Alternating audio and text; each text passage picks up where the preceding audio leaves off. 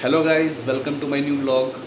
Guys, आज के video में ना सबसे ज़्यादा एक इम्पॉर्टेंट टॉपिक है। सबसे ज़्यादा आपको मैं एक वो चीज़ बताने वाला हूँ जो आपको, जो भी लोग एक्टिंग में काम करना चाहते हैं, फिल्म इंडस्ट्री में काम करना चाहते हैं, जैसे मैं भी फिल्म इंडस्ट्री में काम करता हूँ, तो हमें एक्टिंग सिर्फ सिखाई जाती है कि एक्टिंग आपको ऐसे करनी है। आप क्लासेस भी लेते हो तो उसमें आपको एक्टिंग बताई जाती है कि आपको किस तरह से क्या कुछ मूड पकड़ना है, कैसे इमोशंस जनरेट करना है, उसके बाद आपको कैसे स्टेबल रखना है, कैसे लुक को स्टेबल रखना है। बहुत चीज़ें आती हैं एक्टिंग में। ये वीडियो स्पेशली एक्टिंग वाले लोगों के लिए, जो लोग एक्टिंग में आना चाहते हैं, अपनी स्किल्स को इम्प्रूव करके फिल्म इंडस्ट्री में काम करना चाहते हैं अच्छे लेवल के ऊपर। गाइज़, जब मैंने काफ़ी प्रोजेक्ट्स किए, 2-4 मैंने प्रोजेक्ट्स किए थे सीरियल्स में भी। उसके बाद हम गाज़ीपुर गए थे शूटिंग के लिए। वहाँ से आते टाइम फिर जब हम लखनऊ गए थे, तो लखनऊ पे हमारी जो ट्रेन थी वो कम से कम 6-7 घंटे बाद थी, और हम लोग 3 घंटे पहले स्टेशन पे पहुँच गए थे। तो वहीं पे एक बुक स्टॉल थी, तो उस स्टॉल पे मुझे एक बुक मिली थी बॉडी लैंग्वेज करके नाम से। ये बॉडी लैंग्वेज आप लोग देख सकते हैं, बॉडी लैंग्वेज।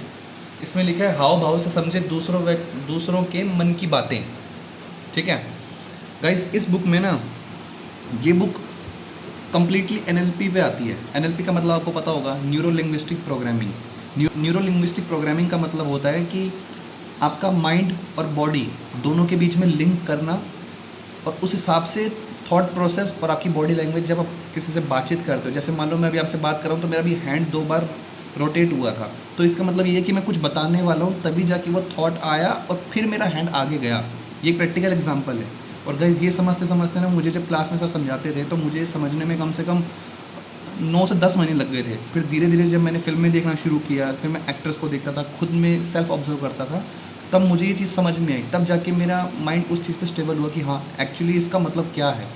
आप मोस्टली उसकी आवाज़ को लेके बॉडी लैंग्वेज समझ जाते हो, लेकिन हमें ट्रिगर पॉइंट्स पता है। हमें नॉर्मल पीपल को ना ट्रिगर पॉइंट्स पता नहीं होते कि बॉडी के किस, सामने वाला जो पर्सन बैठा है उसके किस पॉइंट पे नर्वसनेस है, कहाँ पे वो अपने आप को सुपीरियर फील कर रहा है, कहाँ पे उसके मन में डर है, कहाँ पे कुछ छुपा रहा है, कहाँ झूठ बोल रहा है। इवन आँखों को लेके भी, आँखें हमें मोस्टली बताई जाती है कि ऊपर नीचे आती हैं, झुक जाती हैं।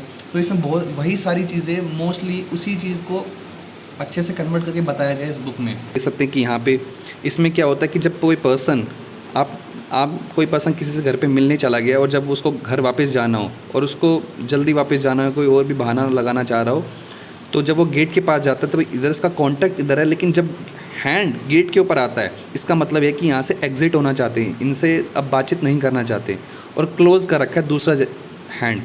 इसका मतलब कि डिस्क्लोज नहीं करना चाहते। दूसरा हाथ गेट के ऊपर है, इसका मतलब यहाँ से एग्जिट लेना चाहते हैं। तो यहाँ पे इन पर्सन को ऑटोमेटिक समझ जाना चाहिए कि हैंड जो है वो गेट के ऊपर लग चुका, इसका मतलब वो जल्दी जाना चाह रहे हैं। और बॉडी भी, अपर बॉडी जो है वो गेट के एग्जिट पोर्शन पे है, गेट के एग्जिट पोर्शन पे, नॉट कि उनके सामने वाली बॉडी इसके सामने नहीं है, बॉडी गेट के सामने है। तो ये इनको ध्यान रखना चाहिए कि इस समय पर भी ये जाने का मन है और ये जाएंगे। यहाँ पे गाइस ये है कि दोनों बॉडी क्लोज में नहीं है। अगर दोनों बॉडी क्लोज होती, इनके बीच में कोई क्लोज बातचीत होती, तब जाके किसी थर्ड पर्सन का आना सही नहीं होता। अब जब इनकी दोनों बॉडी लैंग्वेज खुली है, मतलब दोनों के बीच में ओपन कम्युनिकेशन है, डीप कम्युनिकेशन या क्लोज कम्युनिकेशन नहीं है, इसका मतलब कि थर्ड पर्सन इनके बीच में यहाँ पे आ सकता है, थर्ड पर्सन एंटर ले सकता है, उसकी एंट्री हो सकती है, और इन दोनों को बुरा भी नहीं लगेगा। सबसे बड़ी बात ये एनएलपी के फ़ायदे होते हैं कि गाइस, बॉडी लैंग्वेज के कौन कौन से पॉइंट्स को समझते हो, एक पर्सन में, 2 पर्सन में या 3 पर्सन में। गाइस, जैसे इसमें आप देख सकते हैं कि एक हैंड जो है वो अपर है और एक हैंड जो है वो लोअर है। इसका मतलब होता है कि सामने वाला जो पर्सन है, जो ये फर्स्ट पर्सन है, ये सेकंड पर्सन को कहीं ना कहीं डाउन फील करवाना चाहता है, अपने आप को सुपीरियर फील कर रहा है। तब जाके उसका वो थॉट आया, तब जाके ये हैंड जेस्टर जो है उस समय पे वो बनता है। जैसे मान लो जब हम किसी से बातचीत करते हैं, तो जितने हम अपने पाम को खोल के बात करते हैं, इन फिंगर्स के गैप को रख के जब ज़्यादा बात करते हैं, तो हमारे जो रिलेशन होते हैं सामने वाले पर्सन के थ्रू, वो बहुत अच्छे हो जाते हैं।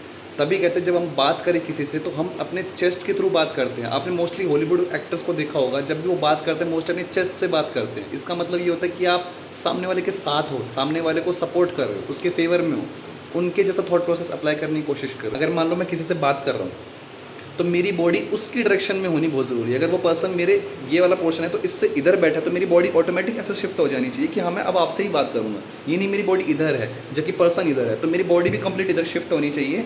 और सबसे बड़ी चीज़ कि मैं बीच बीच में अगर नेक को थोड़ा राउंड कर रहा हूँ या कुछ भी चेंज करने की कोशिश कर रहा हूँ, इसका मतलब कि I am interested with his communication, right. तो मुझे कुछ ऐसी चीज़ें करनी चाहिए जो सामने वाले को सिंपैथी लगे कि हाँ मैं आपके साथ हूँ, मैं आपको सुन रहा हूँ। एंड मोस्टली जब भी हम किसी से बातचीत करते हैं ना गाइस, तो हमें अपने क्लोज जेस्चर नहीं रखनी चाहिए। क्लोज जेस्चर में अपनी एल्बोज़ को लॉक कर लेना, अपने लेग से एंकल लॉक कर लेना, ये सब चीज़ें नहीं करनी चाहिए। इससे क्या होता है कि एक नेगेटिव इंप्रेशन जाता है मुझे, मतलब कहीं ना कहीं एनएलपी के पॉइंट ऑफ व्यू से। सो गाइस, आप लोग को मैंने एग्जांपल देके बताया कि किस तरह से आपके mind body link, as an actor जो भी बनने आता है उसको सबसे पहले अगर एनएलपी का पता होता है, तो जब आपके सामने स्क्रिप्ट आती है ना, तब आपने पूरी सिचुएशन को इमेजिन करा, इमोशन लिया है, सब कुछ किया। लेकिन जब आप सेट के ऊपर जब काम करते हो ना, तो आपको पता है कि इस समय पे मुझे ये चीज़ मैं अप्लाई करूँगा, ये जेस्टर अप्लाई करूँगा ना, तो डायरेक्टर समझ आता है कि बंदा समझदार है, बंदा अच्छे से कर सकता है। तो कहीं आपको भी इस तरह से अगर फिल्म लाइन में काम करना है या अपनी रियल पर्सनैलिटी में आपको ग्रो करना है, तो गाइस ये बहुत ज़रूरी है समझना, बहुत ज़्यादा। या धीरे धीरे मैंने पढ़ना शुरू किया, समझना शुरू किया, रियल ऑब्जर्वेंट बनना लगा, दूसरे को ऑब्जर्व करने लगा, तब जाके मुझे समझ में आया कि अच्छा इसका मतलब एक्चुअली यहाँ पे होता है।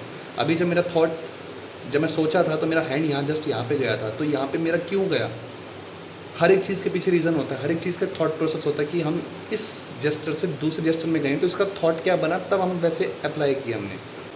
तो गाइस, अगर जो भी बंदे फिल्म इंडस्ट्री में जाना चाहते हैं, फिल्म लाइन में काम करना चाहते हैं, एक्टिंग में काम करना चाहते हैं, तो वो इन जेस्टरों को समझ के बहुत अच्छे तरीके से आगे बढ़ सकता है। और बाकी जो भी जाना चाहते हैं उनके लिए ऑल द बेस्ट, आगे बढ़ते रहो, काम करते रहो। Right, bye bye.